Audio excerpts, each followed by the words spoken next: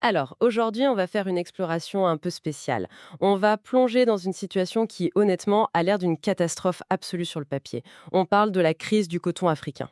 Ouais, et le mot catastrophe est même faible quand on regarde les chiffres bruts de cette année. Bah oui, exactement. On est sur une chute de plus de 11,5% de la production en zone franc pour la saison 2024-2025. C'est énorme. C'est massif, ouais. Et donc, face à ça, on pourrait se dire que c'est la fin d'une industrie. Mais notre mission aujourd'hui, c'est de montrer comment cet effondrement cache en fait une opportunité incroyable. On va voir comment, grâce au numérique, on peut aujourd'hui lancer une boîte dans le textile avec presque rien comme capital. Complètement. C'est vraiment un renversement de situation fascinant. Pour faire ça, on s'appuie sur un rapport hyper pointu qui s'appelle Le coton africain, un signal stratégique pour bâtir une souveraineté industrielle par la valeur ajoutée.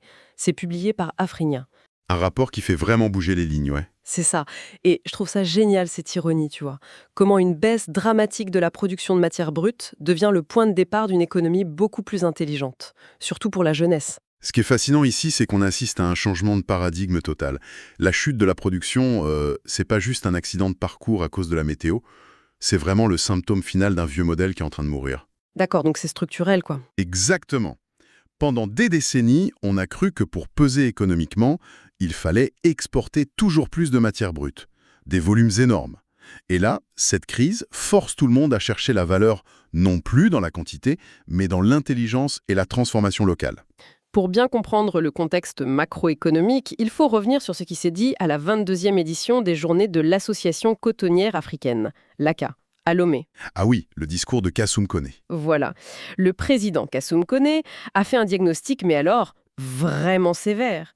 Il n'a pas juste parlé de la pluie qui tombe pas ou des insectes, les fameux jacides là, qui mangent les récoltes. Ouais, des ravageurs qui ont fait des dégâts considérables. C'est ça, mais il a pointé un problème de fond.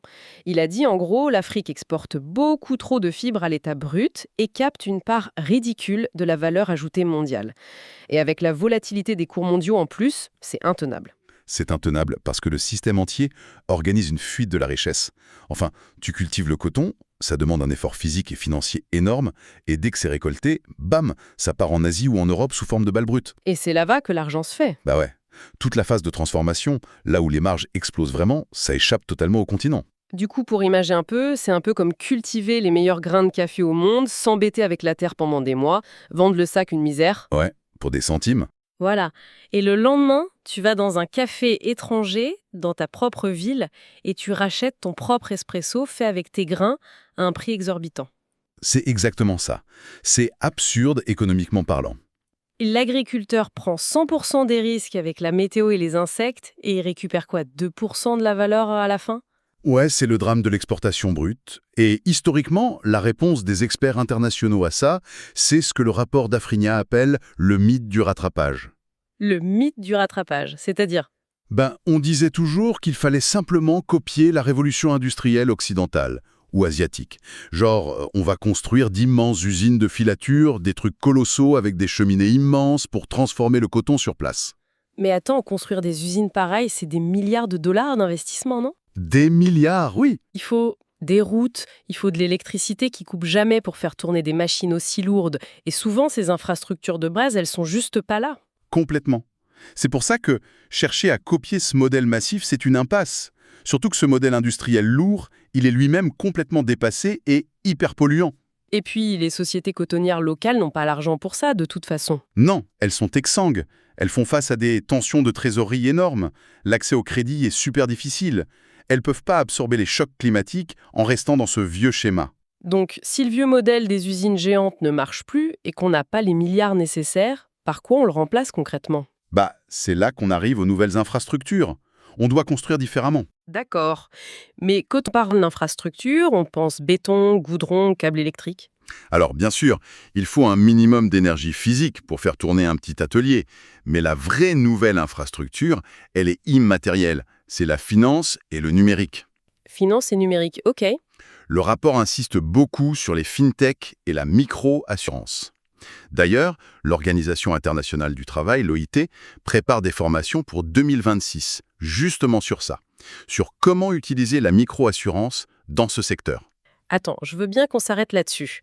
Comment une micro-assurance devient l'infrastructure d'une industrie? Pour moi, une assurance, c'est juste un filet de sécurité, pas un moteur pour bâtir une entreprise. Si on relie ça à une vision plus globale, c'est fondamental. Une grande usine a des millions de côtés pour survivre à une mauvaise année. Un jeune créateur ou un petit agriculteur, il a rien. S'il y a un souci, il fait faillite directe. C'est clair. Le moindre choc et c'est fini. Du coup, la micro-assurance moderne utilise les données satellites et le paiement mobile. S'il pleut pas pendant 30 jours, le système le voit depuis l'espace et indemnise l'agriculteur instantanément sur son téléphone. Waouh! Pas de paperasse, pas d'expert qui doit venir sur le terrain, Rien? rien de tout ça. C'est immédiat. C'est ça qui stabilise la base. Sans cette réactivité financière, tu peux rien bâtir par-dessus. C'est fou. C'est là que ça devient vraiment intéressant. On a le filet de sécurité. Mais le rapport d'Afrinia parle aussi beaucoup de souveraineté numérique, de traçabilité, de blockchain. Ouais, c'est le deuxième pilier immatériel. Créateur de mode, le jeune qui démarre dans son salon avec presque pas de moyens, en quoi la blockchain l'aide? Alors, l'infrastructure numérique, c'est justement ce qui démocratise l'accès. La blockchain, ça sert à contourner les intermédiaires traditionnels. Comment ça? Imagine ton jeune créateur. Il fait un super vêtement avec du coton bio local tissé par des artisans bien payés. Dans le vieux monde, pour prouver que c'est équitable et bio, il doit payer une fortune à des agences de certification internationale pour avoir un label officiel. Ah oui, les fameux labels qui coûtent une blinde. Et un jeune peut pas se payer ça. Impossible. Du coup, la blockchain remplace cette agence. Le créateur met un QR code sur son étiquette. Et quand le client scanne, il voit un registre infalsifiable avec toute l'histoire du tissu. Depuis le champ de coton jusqu'au tailleur. Exactement. Enregistré via des smartphones à chaque étape. Ça crée de la confiance sans payer un intermédiaire européen ou américain. C'est ça la vraie souveraineté numérique africaine. Ils contrôlent leur chaîne d'approvisionnement et leurs données. C'est génial. Donc le digital remplace le coût de la confiance. Mais alors, qu'est-ce que tout ça signifie au fond pour se lancer jeune? Est-ce qu'on est vraiment en train de dire qu'un jeune avec un simple smartphone et un peu de talent peut lancer une marque sans posséder d'entrepôt? C'est la grande force de ce modèle. C'est le e-commerce et le digital comme levier à faible coût. Mais il faut bien acheter du stock au début, non? Des mètres de tissu, produire des centaines de t-shirts dans toutes les tailles sans savoir si ça va se vendre. Justement, non. C'est le secret pour contourner les barrières à l'entrée. Le processus commence sur un écran. Le jeune utilise des logiciels pour créer ses motifs en freelance. Il modélise ses collections en 3D. Donc, zéro coût de matière première pour le prototype. Zéro. D'ailleurs, les sources mentionnent le catalogue de HEC Paris qui insiste là-dessus. Tout doit commencer par un business plan solide, pensé comme une start-up tech avant même de toucher à une aiguille. D'accord, tu fais ton design en 3D sur ton ordi, mais le client, il veut un vrai vêtement à la fin. Comment on passe au produit physique sans s'endetter?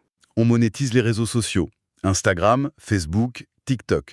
Le créateur poste ses designs 3D ou un seul prototype fait main. Et il cible les marchés francophones ou même le monde entier. Il fait du marketing digital pur, quoi. Voilà. Et il lance des précommandes. Le client paye d'abord. Et avec cet argent, le créateur achète exactement la quantité de tissu nécessaire et paie les tailleurs. Attends, vraiment coudrage. Donc il n'y a aucun stock mort. Aucun.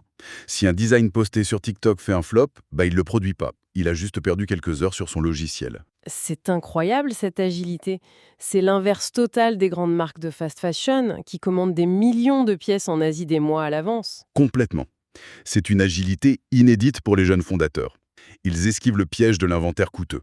Ok, le digital permet de vendre et de contourner les coûts initiaux, mais on vend quoi exactement? Parce qu'il faut bien le fabriquer, ce vêtement unique, sans avoir d'usine. Et c'est là qu'on retourne à la matière, à l'artisanat textile et à l'upcycling. L'upcycling, c'est-à-dire la réutilisation de chutes de tissu. Exactement. C'est le cœur de la création de valeur tangible. Dans une usine classique, une chute de tissu, c'est un déchet. Ça coûte de l'argent ajouté. Ouais, c'est une perte sèche. Mais pour notre jeune entrepreneur, ces chutes de basin, de watts ou de coton tissé localement, c'est une mine d'or. C'est une matière première quasiment gratuite. Ah, mais oui, c'est le capital de départ parfait en fait. C'est ça. En faisant du patchwork, en redessinant des coupes avec ces matériaux de récupération, il crée des produits uniques. Chaque pièce est différente. Ça a une valeur perçue énorme sur le marché de la mode aujourd'hui. Et ça demande pas de grosses machines industrielles, juste une bonne machine à coudre et du savoir-faire. Voilà. Et on y ajoute la teinture naturelle, le tissage manuel. Ça crée une vraie identité. Mais si on a plein de jeunes qui font ça chez eux ou dans des petits ateliers, comment ça s'organise à grande échelle? Il faut bien que le tissu arrive, que la machine soit réparée si elle casse, que le colis soit livré au client. C'est là que l'écosystème local entre en jeu. Ce modèle génère toute une économie de services annexes. Si tu as des milliers de machines à coudre dispersées dans une ville, tu as besoin de réparateurs. Ah ouais, des techniciens qui se forment juste pour ça. Exactement. Il y a des ateliers de formation pour la couture, la broderie, la maintenance. Ça crée une intelligence collective incroyable sur le terrain. Et pour la livraison, parce que le dernier kilomètre, c'est toujours le cauchemar logistique, même pour les géants du e-commerce en Occident. C'est vrai. Mais là aussi, des startups de micro-logistique prennent le relais. Des jeunes en 2 roues connectés via des applications locales viennent chercher le vêtement chez le tailleur et le livrent au client ou à l'aéroport. C'est fascinant de voir chaque petite action, réparer une machine, livrer un colis, s'emboîter pour construire tout un écosystème. Cela soulève une question essentielle, tu vois. Ces petites actions à faible coût, elles font passer le continent d'une logique de survie, d'exportation de matières brutes, à une vraie logique de leadership industriel décentralisé. Et les gros acteurs financiers commencent à le voir, non? J'ai lu dans les sources qu'il y a un élan de soutien massif. Ah oui, complètement. Des fondations majeures comme Deloitte ou la Tony Elumelu Foundation soutiennent à fond cette dynamique. Ils visent combien d'entrepreneurs déjà? Ils visent l'accompagnement de 250 000 entrepreneurs d'ici 2030. 250 000. Ah oui, on n'est plus dans la petite initiative isolée là. Non, c'est massif. Parce qu'ils ont compris que financer la formation digitale et l'équipement de petits artisans interconnectés, c'est beaucoup plus résilient et rentable que de mettre des millions dans une seule usine gérante qui peut faire faillite au moindre problème. C'est clair. Si on résume un peu tout notre parcours aujourd'hui, on est parti d'un constat hyper sombre. Une chute de 11,5% de la production de coton brut. Une crise sévère, ouais. Mais on a découvert que cette crise force l'abandon d'un modèle d'exportation qui ne marchait plus. Et à la place, on voit émerger un plan d'action hyper dynamique. Ou le numérique, le e-commerce sans stock et le design 3D permettent à la jeunesse de se lancer. Avec très peu de capital et en s'appuyant sur l'upcycling et l'artisanat pour créer des pièces uniques à forte valeur. Le coton devient vraiment un modèle pour la souveraineté économique globale de l'Afrique. Absolument. C'est la preuve qu'on n'a pas besoin de copier l'industrie lourde du passé pour réussir. La souveraineté passe par le contrôle de la donnée, du design et de la vente, tout en valorisant la matière locale. Ça m'amène à une dernière réflexion, un peu provocatrice pour ceux qui nous écoutent. Vas-y, je t'écoute.